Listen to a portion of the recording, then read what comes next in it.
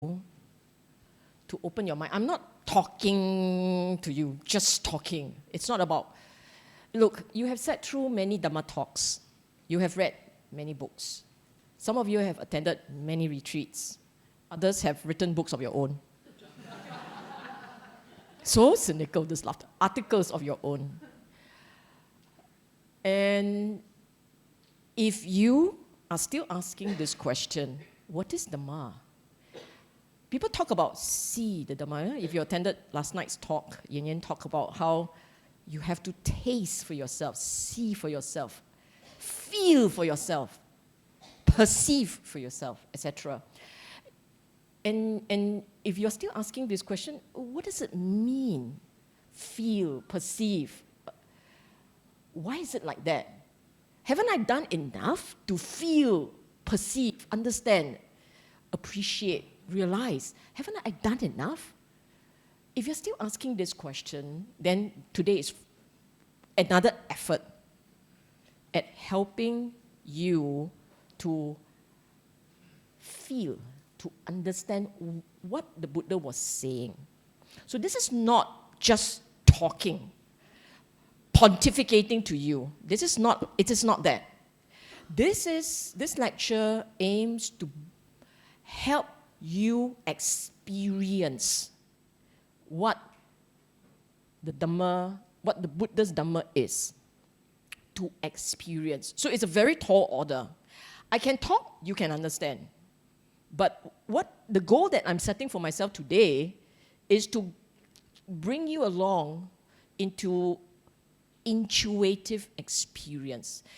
I hope at the end of this lecture, at least one of you hopefully two and it will be a huge success, is many more, says, I finally get what the Buddha is saying. So I call this reality check because ultimately at the end of this talk, it's for you to say, oh, my reality, my conventional reality has a problem. And I finally know what is meant by ultimate reality that the Buddha had spoken about. Okay? So that's the goal.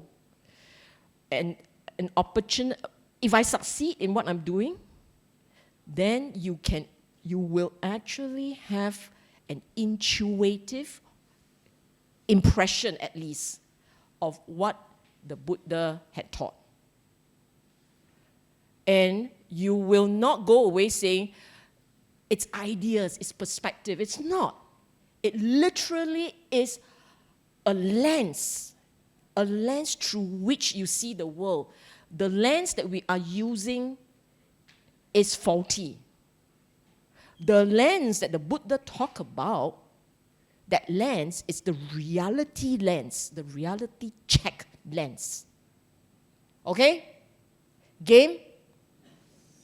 Game must be a little bit more resounding lah.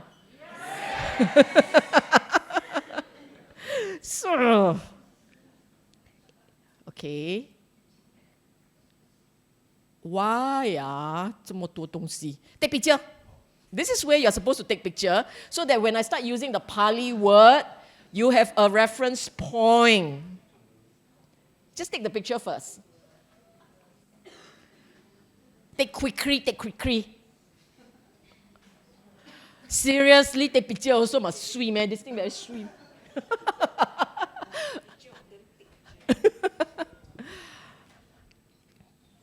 You know, I can't really see the words properly. It's not this eyesight. Okay, everybody ready? You mean you are still taking? You're asking this fella to smile? Smile. Are you done taking? Seriously? Okay, now, exercise first. Exercise first. And this part, I want you trust me, right? You all trust me, right? Can I ask for your trust just for 2 hours? You do exactly as I ask you to. Exactly as I ask you to, okay? Now, I will show you the next slide. And I want you to spend a moment to think about it first before you answer me. Okay? That's why I'm not asking the question. I flash it at you. I want you to take one moment. Take a moment, look at the question carefully, then you answer honestly. No musawada version. Okay? How far ahead do you make plans? You are to choose only one. So you think about the way you lead your life, right? And then you think, how far ahead you normally plan. Options. No. Think of the alphabet in your head only. Don't say out anything. Okay? So A, decades. B, within the year. C, months. D, weeks, days, hours, minutes, no plan. Think about this. Think about it honestly. If you reflect about your life, the one that is the furthest, say I plan for my retirement and you're 23, okay, decades. Who say age? Who say age? No plan. Meaning to say you don't even plan about what you eat. Do you plan about your food? No plan means you don't even think about food. Meaning you go by the minute. 这边. Who say minutes? Who say minutes? Who say G? Okay. Cannot. If you G means your G, not H. What about hours? Meaning to say you plan for tonight.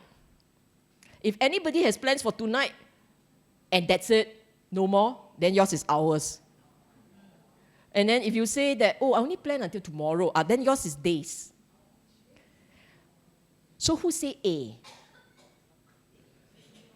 Honestly, who say A? Who planned for retirement already? Yes. Who else?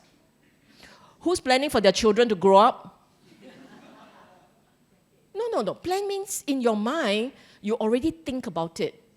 It is not seriously planning. It is thinking about it. If you have no children, don't you worry about your retirement? Who says, I don't worry about retirement? I'm retired. Then, when you were still working, who already planned about how they're going to spend their life? Who plans about travel? You all no plan for travel, meh? Who is going on a BF tour to Uganda next year? Those are plans. That won't be. That's already a year. You tell me you don't think about going for retreats? Yeah, got plan or not? Got, right? Who plans about what's going to happen in the next promotion? Go for trips? Go and, I retire, I'm going on cruises. Who think about things like that? You got, right? So now I ask you again, A. Most of you guys will have A. In fact, it's so superfluous to even ask the question. My odds, and I put my money on the table, almost all of you has A. 对吗? Fair or not? Fair. This is what I mean. Think carefully before you answer. Because when I take you through the whole thing to the point of the teaching, it's only when you are honest with yourself before you can really understand what the Buddha said. If you like to bluff yourself and say, no lah, I got no plan, what can I say? Then you must be Arahan ma. Even if you are Sotapanna, you still got plan. You see what I'm saying? No. You see, the Buddha's Dhamma, you must remember this. The Buddha's Dhamma is not some esoteric teaching. It literally describes your life. Dukkha arises from your choices in life. Dukkha arises from the way you behave in life. Cessation of dukkha is when you don't behave in the usual way. Cessation of dukkha is possible only when you change the way you think, change your lens. So as long as you are a regular, conventional person, as I said, even if you sotapanna, even when you are at that level, you still have habits. And one habit that we all have is plans. Agree? Correct? Huh? Because if you don't see things as they are, how to teach you see things as they are? Then people say tautology and me. Next.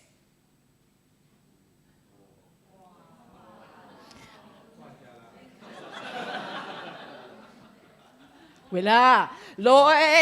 I said select only one. One, okay? You don't select the Dhamma one. You select the one you truly believe. Because right here in front of Buddha, with all the devas around, you don't suka-suka, ayah Dhamma, she wants this answer, I give her this answer. Then it happens. Okay, choice number one. Honest. So afterwards, your answer must be, you shout out the answer A, B, C, D, okay? Choice number one.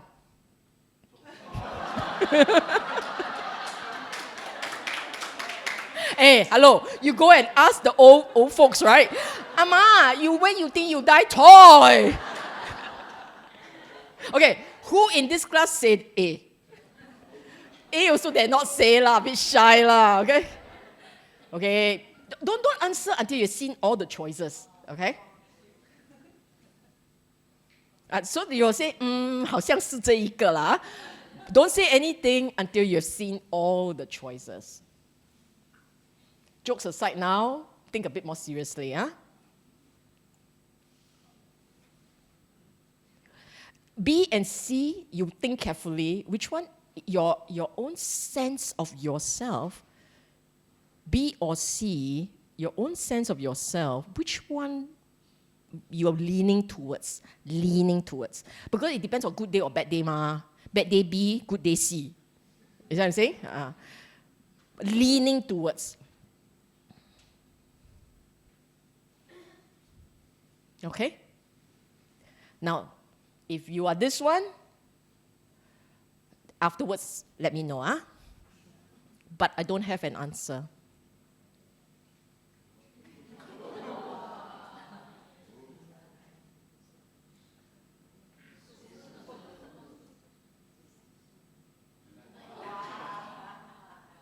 Okay.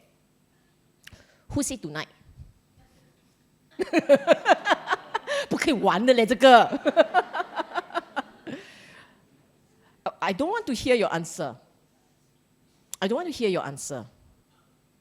Because we are all the same. We're very human. No human wants to die. But the way that we deal with it is either we don't think about it, or we say it won't happen yet lah. It won't happen. Okay? Agree or not? So you all have your own answer. You don't have to tell me. You all have your own answer, right? But I can bet you, with the exception of one, nobody thinks of G. G, tonight. Nobody thinks tonight.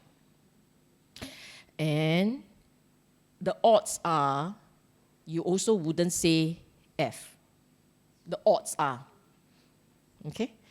And the chances are, you also wouldn't say, because the word is probably within the year,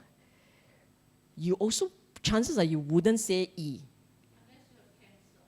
Even then, you hope not 1 year. Okay? And at best, when you're at a retreat, perhaps D. Because the teacher kept telling you, think of die. My thing also must think. Alright? And therefore, by a logical process of deduction, I will say you're either a B or a C. 对吗?对，OK，对啊，对啊，对了，我才可以走嘛。I mean, I can move on.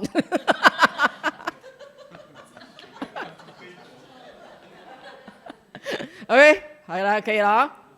So 今天呢，today's talk, we will be covering these 2 points.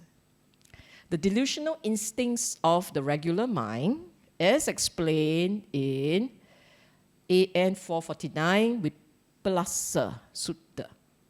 And B, what's the implications for practice? And for A, the exercise earlier was to help you realize for yourself the problem with our faulty lens. So what did this sutta say? Wait, the word, I'm using the translation given by Bhante Bhikkhu Bodhi. He used the word inversions. If you go to Sutta Central and you check out Ajahn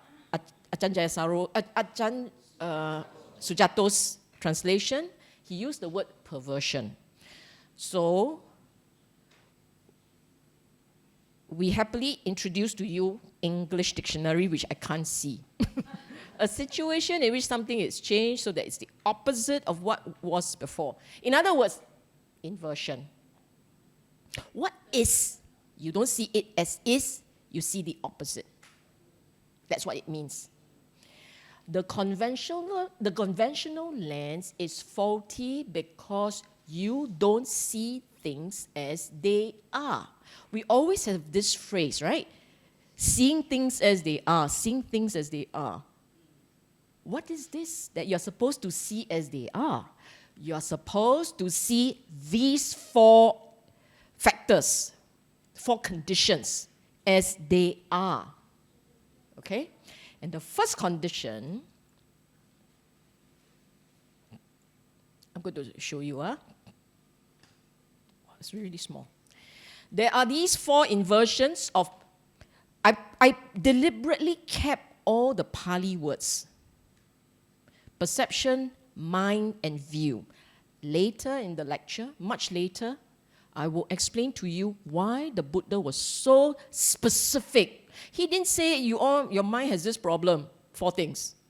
He said perception, mind, and view. And there's a reason for that, which I will talk about only at the end of the talk, because I want you to go through it first. So the first inversion is the regular mind has a habit of taking impermanent to be permanent. You can guess what's coming up. Suffering to be pleasurable. Non-self to be self. And all these are the 3 universal characteristics. Okay? And therefore, your conventional reality is what? The 4th one, taking what is unattractive to be attractive. Okay? So right until this point, take picture, remember it, because we'll keep coming back to this. Then I got to wait. Or people fish out camera. They must take picture. They're very happy too.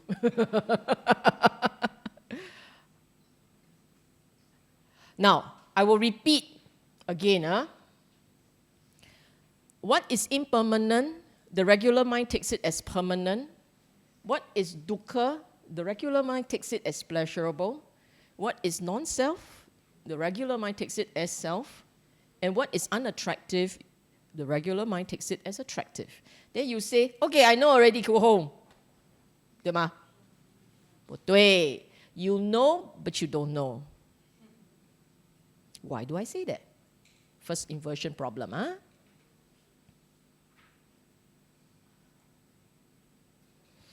You see, the regular mind does not see. No one here, not even all the most energetic, most vigilant practitioner here, No one here thinks, today is the day I will die.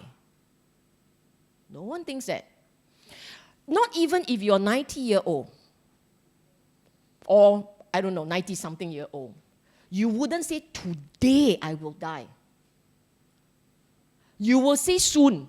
But 90 already, you will say soon. But you will not say, today I will die. Yes? You won't say, tonight I will die.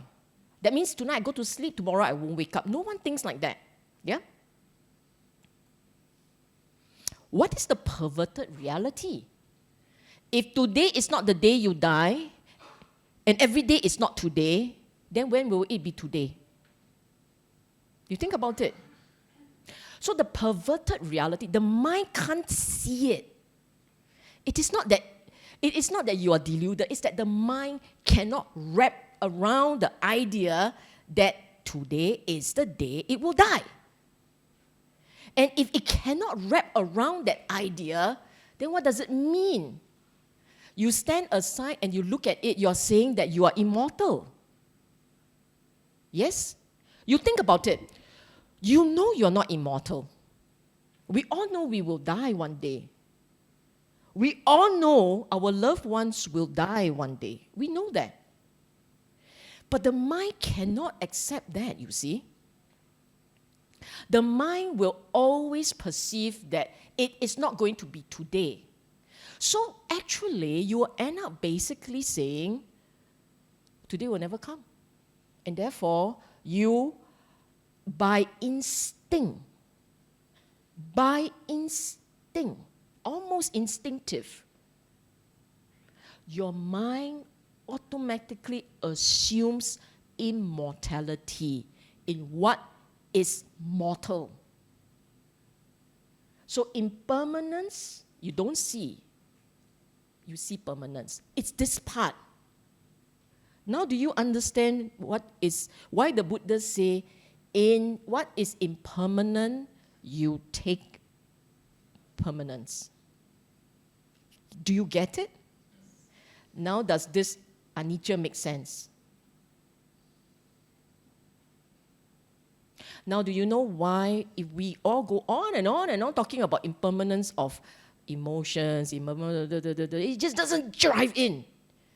You go look at the suttas. Do you know how many suttas the Buddha talk about death?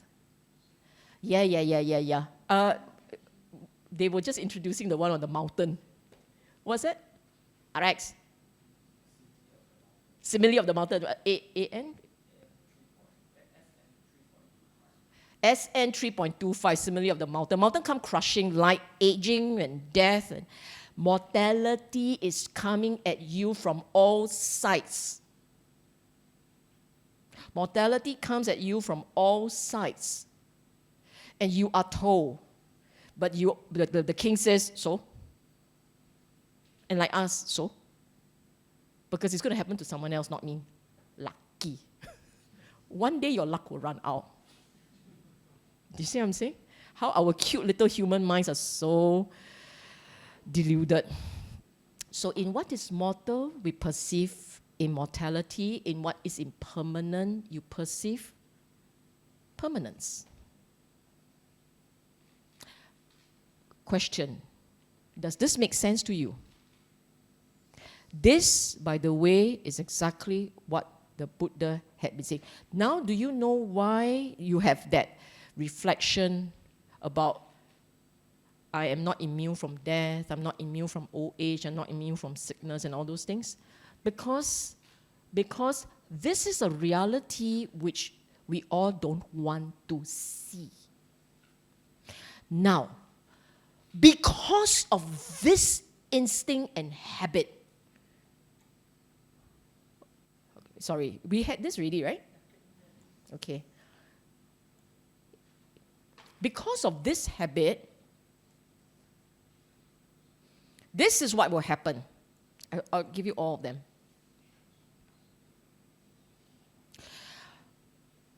We all don't have a sense of urgency.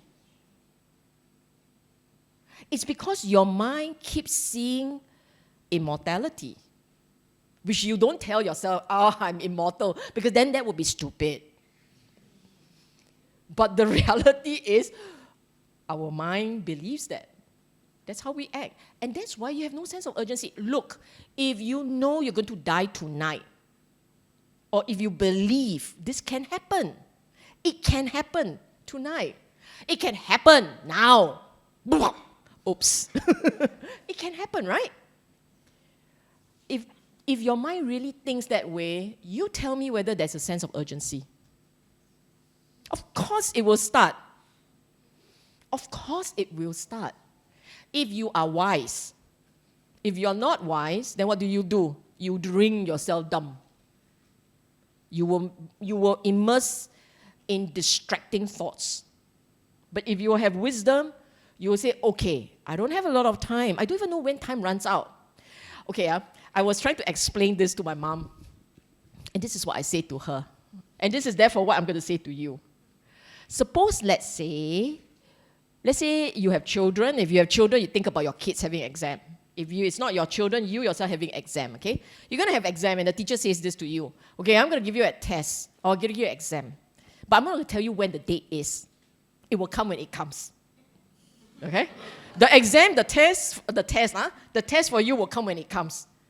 And what's the first thing you'll do? Complain to MOE. But what's the first thing you will do? This exam means everything. It will determine whether you pass or fail. What would you do? Go study, right? Because you don't know when it's going to drop on you. You better get yourself prepared, right? And they're very dukkha. Aiyo, don't want to tell us, so cruel, so dukkha. It comes when it comes, then every day I go to study, every day I do, right? Yes? Or you're going to say, it's okay lah, it won't happen today one. Which will you say? You will not say it won't happen tomorrow. You will say it may very well happen tomorrow. So I better prepare. Why is it exam you so kanchiong? When the death is the same thing. You honestly don't know when the exam will come. But your attitude is la di di da. The attitude is, who cares? Don't worry, it won't be tomorrow. How come your exam you think tomorrow can happen, but death won't? Does it think about how our mind bluff us? Okay? So and then I said, you either, if you are young and you are healthy and you think this is a time to make money, you will say, don't worry lah. When I'm older, I will practice law. It is perfectly fine. Huh? Then when time runs out, old already ma. What excuse do you have? So you're old already and you say, "Aiya, too late lah." I cannot one lah, no more time already, too late lah. So what do? Aiya, just enjoy life lah. After maybe tomorrow die already. See what I'm saying? This is, and this is only one problem. Huh? There are many more. Oops. How do you delete? Previous. So the second thing is, we get our priorities wrong. What do I mean? Huh? Now you think. I ask you to think, you think. I ask you to reflect, you reflect. Suppose, let's say, you are told 7 days left to your life. 7 days later, I chop your head off. Execution, You have 7 days left. You tell me what would you do. In your mind, you will then say the most important things, like say goodbye, tell my loved one I love them, that sort of things, right? Now, you tell me, in your regular life, how often do you focus on the really important things? You want to shut window, you want to scold your kids to study, you want to do this, you want to go that, but you don't necessarily will tell your kid, I love you, in case I don't see you tomorrow. Because it is joy. You see what I'm saying? Our priorities are very much dependent on our time impression. But you know your time impression is delusional. Then how? See that? Okay, next. This one. If you know you have 7 days left, you will not be petty. You will tell yourself, I will hold my sila well.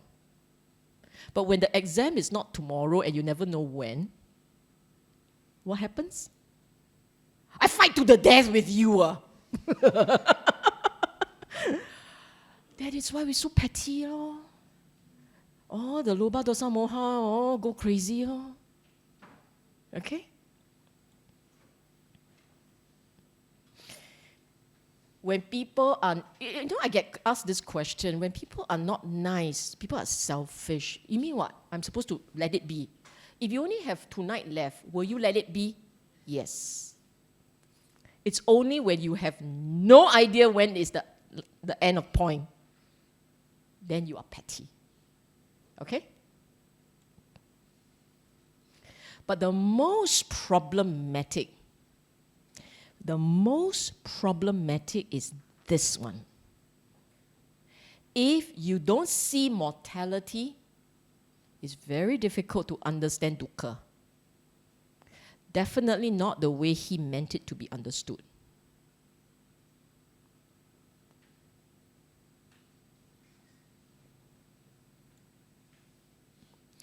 It is only when the doctor tells you 6 months, no more, then the dukkha starts. Agree? You think about it. Why do you think there is so much fear with being told the diagnosis is bad? Time is running out. Because when that happens, anicca is very stuck. Mortality is very stuck. And then you cannot enjoy anymore because your mind keeps straying back to the end.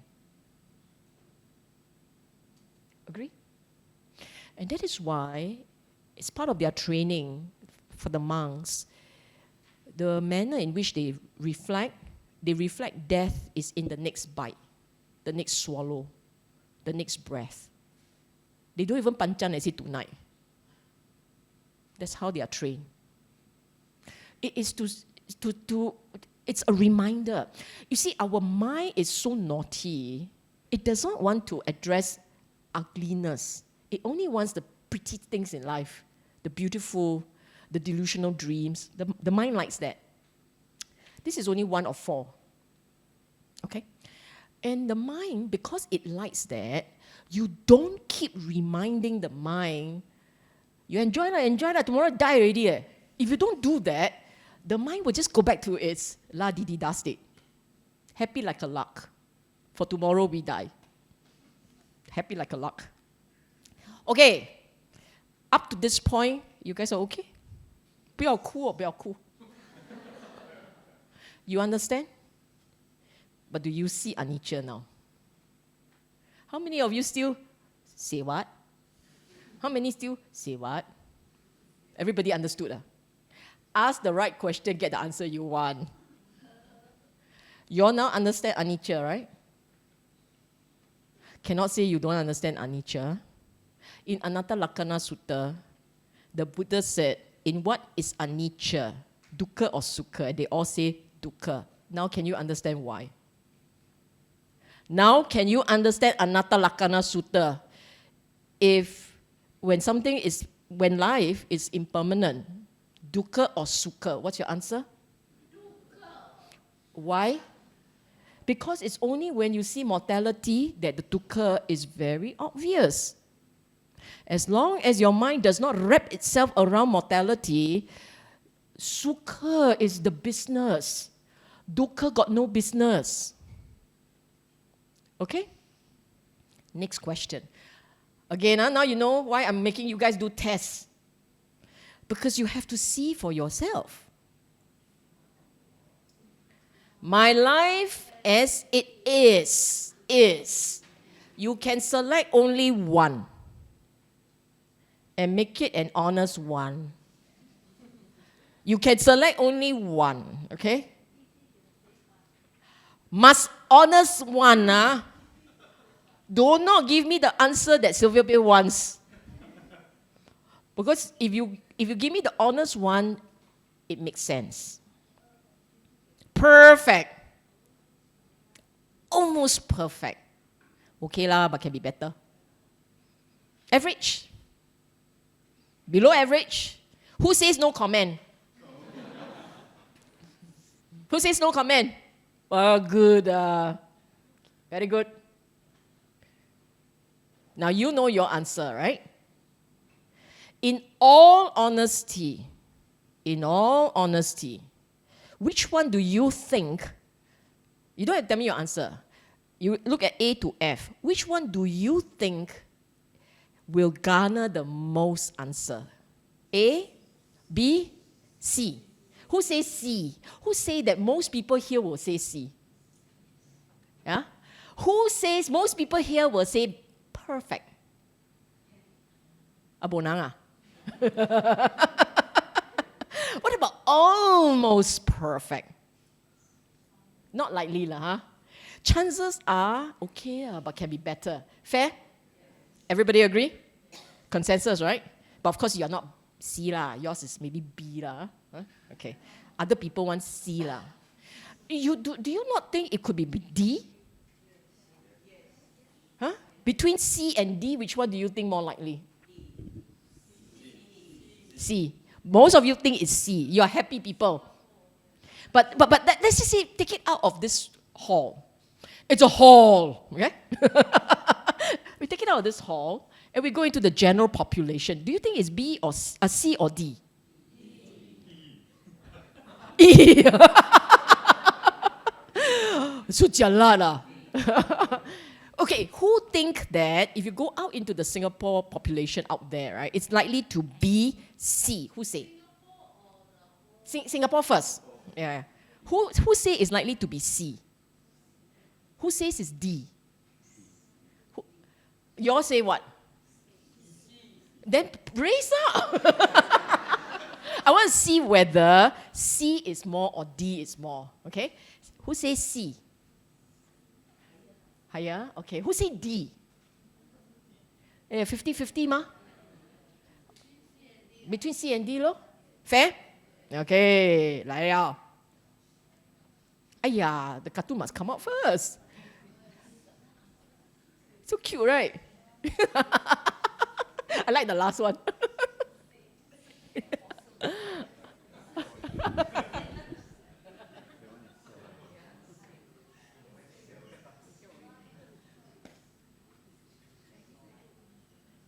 Your cartoon also take pictures, seriously. You know, this is going to be uploaded, right? You can put your camera here, use your high resolution one, take picture, right? Moving on. Now, the next test, the next questionnaire, you are to tick as many as applicable. Okay? Not tick one, Tick as many as applicable to you. And I will know. Because if you're not married, you shouldn't have ticked the one on children. But then again, I'm assuming. Okay, lie down. Next. I believe my life will be perfect if I. Okay, select all that's relevant. Oh, the bottom can't see properly. Can Can you all see the bottom? Oh, yes. Okay, Then I deliberately make it 10 so that I can count them, all right? Now, what I want you guys to do is, in your mind, you count how many you have. Okay? In your mind, you count how many you have. Okay, or rather, how many is what you would choose. Including have children and grandchildren, if that's something you want to have. Okay? And then I'm going to ask you your numbers, and you're going to tell me, and we're going to figure out which number, 1, 2, 3 of 10, has the most hands up. Fair? Yeah? Have you finished reading or not? Complain some more. Should be D lo. Yes. You can have new ones lah. Okay, then yours is number 11. Okay? Okay, how many applies to you? 1 is meeting people, 2 is having the next generation, 3 is about your job, 4 is about money, 5 is about leisure, 6 is fun and leisure, 7 is about friendship, 8 is service, 9 is Dhamma, and 10. Hello, this is a Dhamma class, right? This is a Dhamma class. So you must put in 9 and 10, right? Okay. Who says 10? 10. All 10, yes. Yeah, why not? It's okay, it's okay. Yeah, I also can 10, all 10. Okay, how many all 10? All 10. Well done. 十全十美. Who says 9? 9. Well done. You don't want which one, Nibbana, is it? Who says 8? Bonang ah. Fa. 7. Did you count or not? 7. Okay. 6. 5. 4. Your hand's not up, I will point at you and ask you which one, huh? 3. 2. 1. Okay, who says 0? Who's not here? You don't count. Who's not? Okay. What do you have? Okay, why I think, because I don't think that my life could be better, I'm happy with my life. Okay. So this question doesn't apply. Okay. So just now earlier on, did you choose A?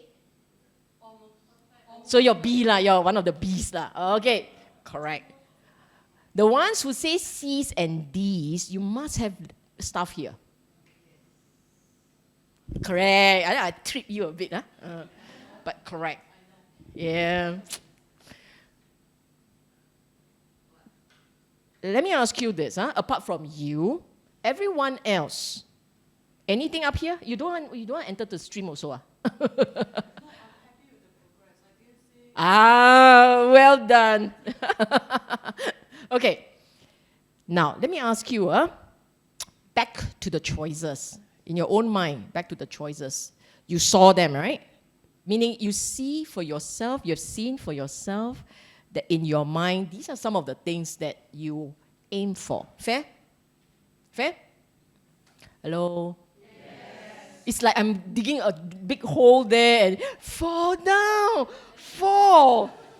No, I'm sincere, you know. I'm sincerely asking you. No, because you're going to look at the second point. Oh, it's just a cartoon. Don't take picture. Does this statement resonate with you? Yes. Wait.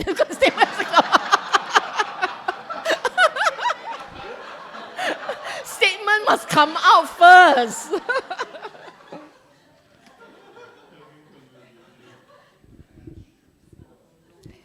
Meaning to say, is there in you at least this voice?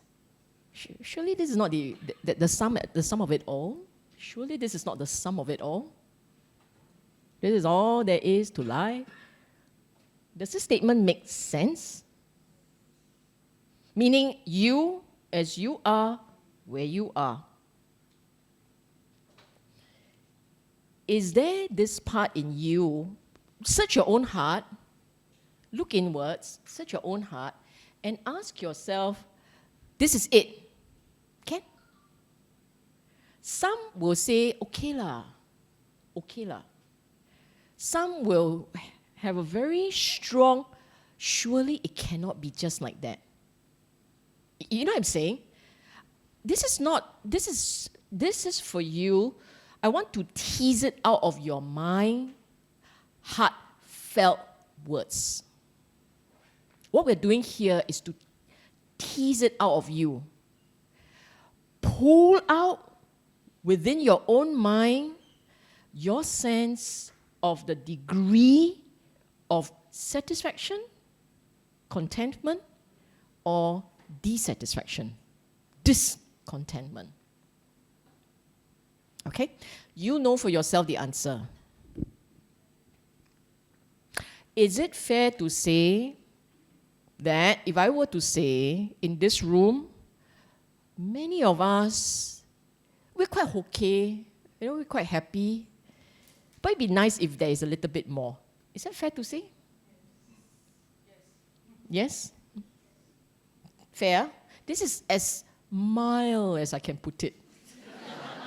Because you guys are all gunning for the right answer, the right answer, the right answer. You what taking exam? There's no right answer. This experiment, this survey will work to help you see for yourself in your mind. That's the intent. To trying to yank away the lens, just like the mortality test, is to yank away the lens. And the lens is this.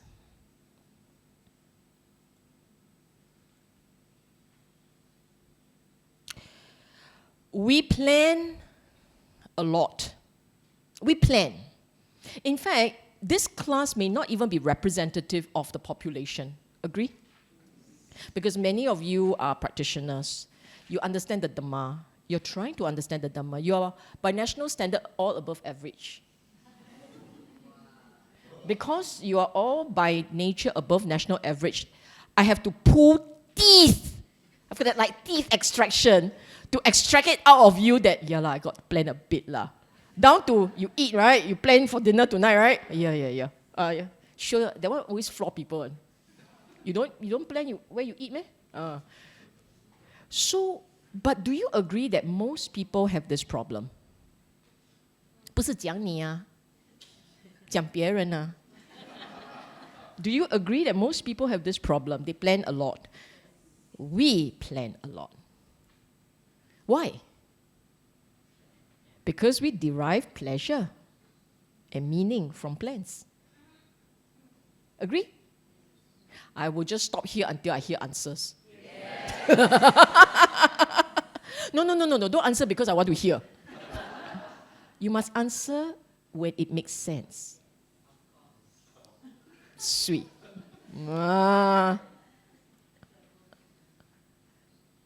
But it shows this. Written into our genetic code, is a certain urge to move, to improve. When you are better practice, you learn not to push. You learn to accept. You learn to make do. You learn to be content. But when you have no exposure to the Dhamma, and you have no wisdom other than the mundane wisdom, then you will go into your instinct, which is to improve, to be better, to get something. Even when you go into the Dhamma, you still want to improve. All of you, maybe not all, those of you who meditate, and you believe that you have never experienced jhana before, is there a part in you that wonder what it is like? For sure. And even if, by technical terms, you have experienced jhana, is there a part in you that says, but is this really jhana? Got ba? Ubo? And when you experience what is obviously jhana, right? Do you say, is it it? This is it? So the human mind very instinctively seeks. That's actually embedded. It's like a habit embedded. You have to actively stop it. If you're not aware that it's even there, you wouldn't know what to stop. You only know that you're very agitated. But when you begin to understand the nature of the mind, this tanha factor, the thirst factor, You know, Buddha talks about karma tangha, bhava tangha, vibhava tangha, right? Karma tangha, bhava tangha, vibhava tangha, right? It's a thirst. Karma tangha is a thirst relating to sense base. So taste, sight, sound, smell, touch. Those are your karma tangha. Meaning to say, they are the craving that one experience from engaging with the world with our sense bases. The experience is external. So there is a part of us that goes into the world to seek the pleasure we want and to repeat those pleasures. But it's all sense-based. Bhava tangha is the tangha that arises when it's in the mind. The mind seeks pleasure inwards. Recalling something beautiful makes me smile, so we want to recall. And if there's nothing for you to recall, the mind goes into a doldrum. I'm bored. I need stimulation. It's actually stimulation. Either it's external stimulation or an internal stimulation. But the stimulation is built in. And then at the deathbed, it does not want to end. The instinct is, I don't want to become full stop. I want some more stimulation. So the bhava continues. Okay? Vibhava is when an experience is not, dukkha, it's not nice. So you want not to experience again. You turn away.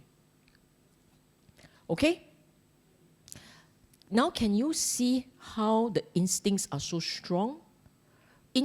Outside and inside, the thirst. You bakao jiak bui kao, like bin kai jiak, eat some more. Repeat broadcast. Oh, the taste very nice. Oh, right. Food blog.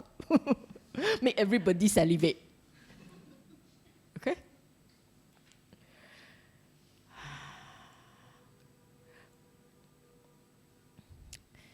So what's the reality?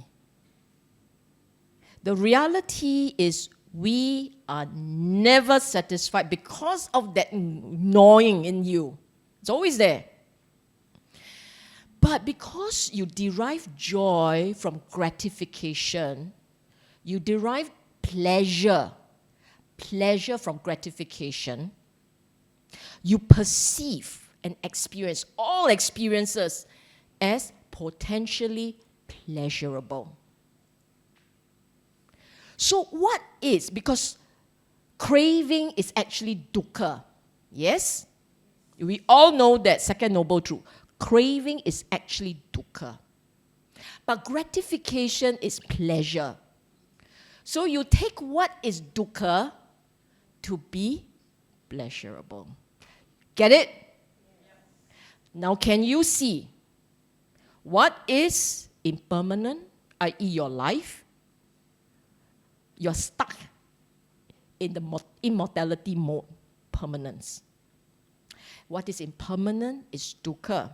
But you plan your whole life. You plan for gratification. You plan for pleasure. The mind automatically plans for pleasure. So you're blinded from this habit of planning, and you take what is dukkha to be pleasurable. Buddha's not wrong, right? Buddha is so right. Get it?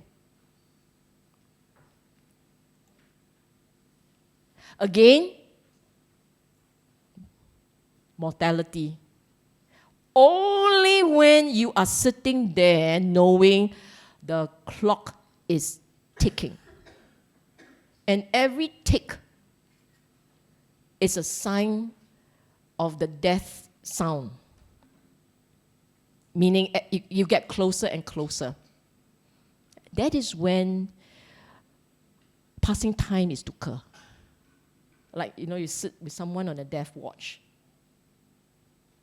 That is very dukkha. And we all never see that until you have to, you don't want to. That's our problem. Okay?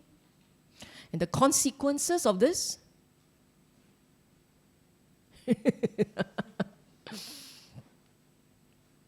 The consequences of this blindness, this inversion, is the regular person unwittingly, and this is a supreme irony, unwittingly in a day-to-day basis, they will just keep generating dukkha because they're always seeking, always looking.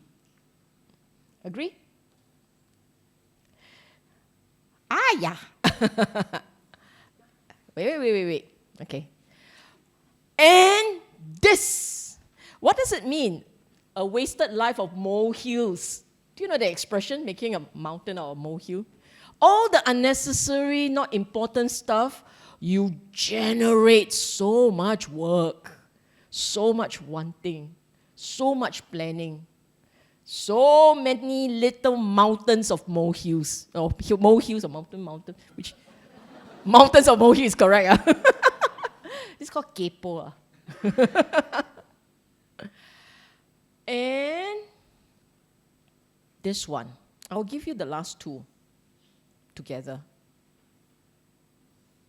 This one, this is where the problem lies. Because the regular mind leans towards wanting and craving and lobha, right? The Buddha tells you craving is dukkha. Why like that? Why like that? So jelat. Huh? Letting go is cessation of dukkha. Really, me? And that was why when he first saw and realized and he was awakened and is enlightened, what was the first thing he said? The mind leans towards not sharing. How to share? The human instincts is all about lobha and tangha and craving. And you see, many of us are here.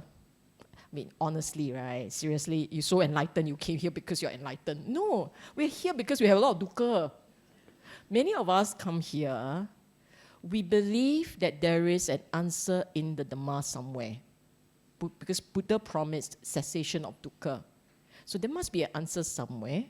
And then we come here hoping to get our cake and eat it. So we live our regular life and cessation of dukkha. Right? What was that? 两全其美. Right? Perfection. There's no such thing as having your cake and eat it. The moment you start to understand, you must understand why dukkha arises in the first place. And once you understand why dukkha arises, you realize, bo pian. You have to do exactly as prescribed. You want cessation of dukkha? You must first know what is dukkha. And then he says, here, think of it like that. You come here to find cessation of dukkha. And then you walk out saying, she says, I must think about mortality. I'm supposed to think about mortality. If I don't think about mortality, then I'm living a deluded life. So part of my practice is to think about death. Like that, isn't it more dukkha? Huh? I will explain why. But here, you just remember when the Buddha say you don't see things as they are, it's because of these. Now, do you want a break before we go into anatta? We take a break first, huh?